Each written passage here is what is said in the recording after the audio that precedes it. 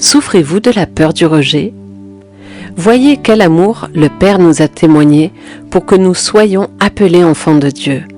1 Jean chapitre 3 verset 1.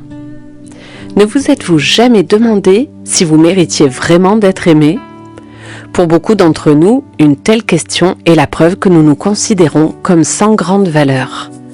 La peur d'être rejeté par les autres est si intense que, premièrement, soit nous décidons de toujours garder nos distances vis-à-vis des autres pour éviter toute souffrance future.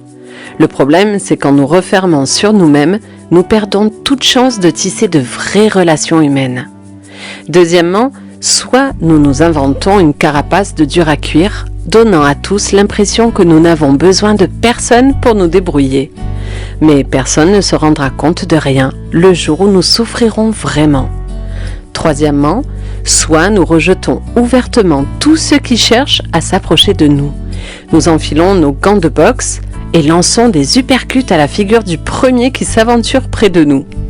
Quatrièmement, soit nous tentons d'acheter une protection contre le rejet de la part des autres, à coups de flatterie et de faveur envers tout le monde ou en acceptant de passer sous la coupe de n'importe qui, sous prétexte que nous ne méritons pas mieux ou que c'est notre seule façon d'être aimés.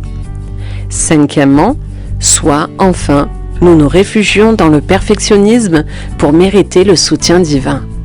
Mais Dieu a choisi de nous aimer sans poser la moindre condition. Quant à l'approbation des hommes, puisque les opinions humaines changent si facilement, comment pourrons-nous jamais faire plaisir à tout le monde?